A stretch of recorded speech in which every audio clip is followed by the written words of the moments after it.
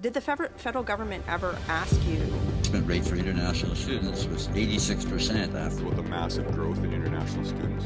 16.7% unemployment rate amongst the youth. In today's House of Commons Immigration Committee, Conservative MP Brad Redekopp grilled Conestoga College President John Tibbits on the rapid growth of international students in Canada. Redekopp raised concerns about whether colleges are contributing to the housing crisis, straining local communities, and impacting immigration policy. This isn't just about education. It's about how Canada balances opportunity with responsibility. Let's see the first exchange. Brad Redekopp versus John Tibbits. Mr. Tibbits, in 2024, Conestoga had over 30,000 international students. Is that correct?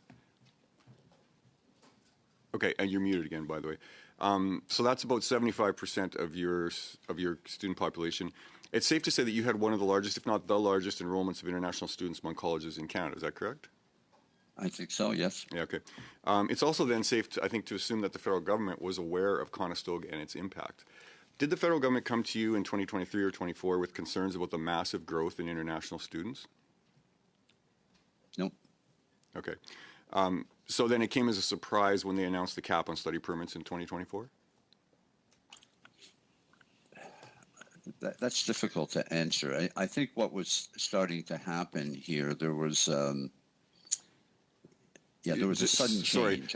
I don't need to interrupt you, but I think we understand there was a lot of things that happened. So I mean, I think there must have been some element of surprise. I guess so. Minister Sean Fraser allowed unlimited study permits, a system that Conestoga adapted to, and then Minister Miller pulled the rug out from that system with surprise hard caps. Is the Liberal government to blame for creating this mess?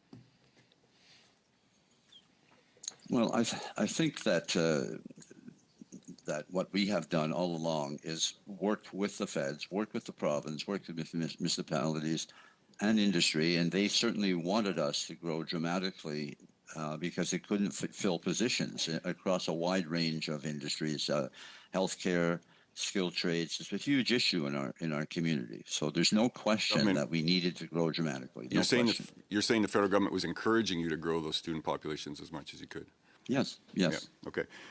Prior to these surprise caps, did any Immigration Canada officials contact you with concerns about the availability of student housing? No. So the government was oblivious to this or didn't care about housing, I guess. But also we added, just so you know, we spent about $300 million on additional housing, leases, purchasing. We set up a housing office. When this happened to help students. When this great growth in your student population happened between 22 and 23, 24, your population increased by 16,000 students. And with the housing shortage that was in the area, students had to live in sometimes dozens or more of people in one house. So is it safe to assume that you were more concerned with the potential revenue from these students than with the living conditions of the students? It was never our intention. It was not the money. I know that one gentleman was talking about the funding. That's not what why we grew the international. We grew the international because we don't have enough domestic students to fill the jobs in our region. That's the reason we did it. We invested everything in that. We invested every bit of that back into the community. You said all of our students found housing. So you're telling me that in those years, 2022, 23, 24, there were no students that had to live 14 in a room. There were no students living under bridges. Brad Redekopp digs deeper, questioning whether Conestoga College's rapid expansion of international students is creating housing pressure and job market concerns. He asks if colleges prioritize tuition revenue over student support and whether there are safeguards for compliance with study permits and visas. These questions highlight the tension between growth, accountability, and community impact, and show why Parliament is closely monitoring Canada's international student program. I don't think anyone was living under a bridge. I know there was a picture, but I don't think anyone was. In our area, students, don't forget, we are across 6 cities. And so students were able to find places with our help. We know that because we work with the students.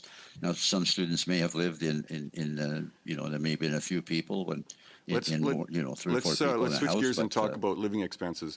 The Liberals the Liberals required students to have $10,000 a year, which you must have known was not enough to live in the region. But you didn't do anything about this, and that caused students to go to food banks to survive.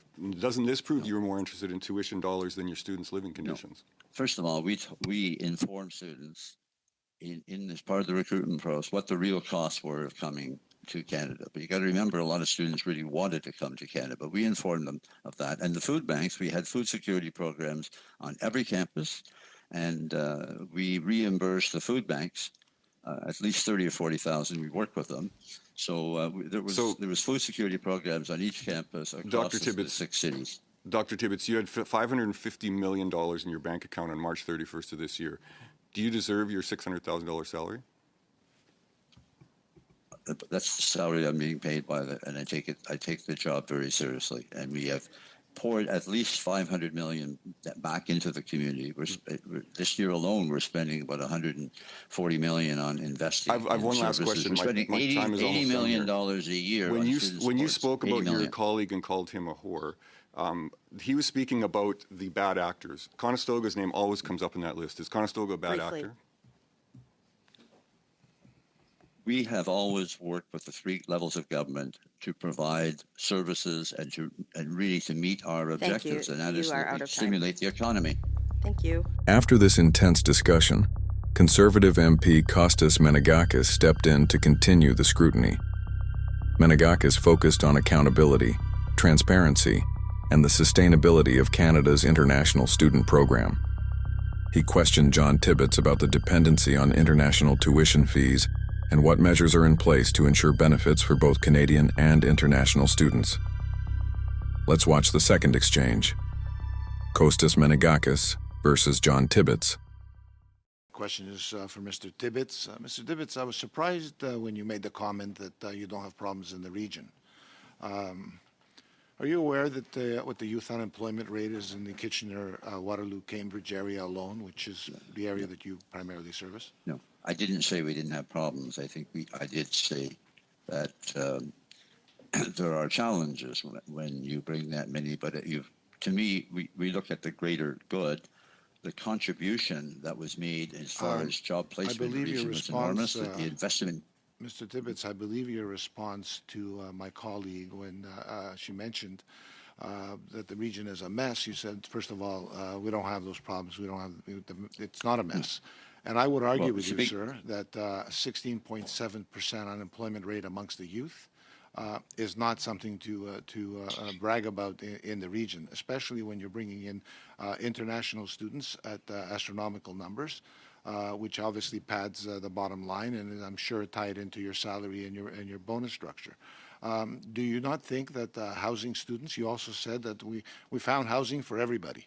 Well, one of your own counselors in the region spoke to a student who couldn't take it anymore after living in a house with 14 other students. Or 13 other students. He was number 14. He saw him walking down the street with the only possession he had in the house because he couldn't live in a house with 13 other people. And the only possession he had was a chair. Do you think that's falls under housing? No, if that's a reality, that's not good. We want our students to be housed properly. Obviously. Well, it is a reality. Here, Menegakis presses Tibbits even further, highlighting oversight gaps and the broader impact of international student growth on Canada's housing and immigration system. Public, sir. It was published in a newspaper. It was one of the counselors that said it. I believe his name was Michael Harris. Yes. He went public about it, and I think it's something that you would have known or ought to have known as a person of some repute in the area. Mm-hmm. Now, my next question to you is simply this. Conestoga, by your admission and your financial statements, raked in millions from international students, knowing there wasn't enough housing, knowing there wasn't enough, that some of those students will be visiting food banks, also knowing that there's an unemployment crisis in the area. $500 million, more than $500 million in your bank account. It was over $700 million last year. You said you invested about 150. That leaves you with about 550 left. your bank account has massively increased, in large part because of this increase you've had from international students, no doubt.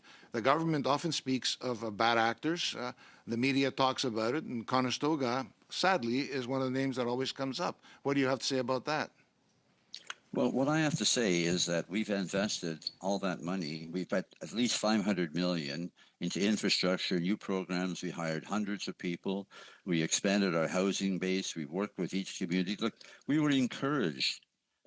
We helped to revitalize downtown. Obviously, there were some difficulties. With all due respect, no question about it. With all due respect, don't you feel you should have some social responsibility to the community that you serve?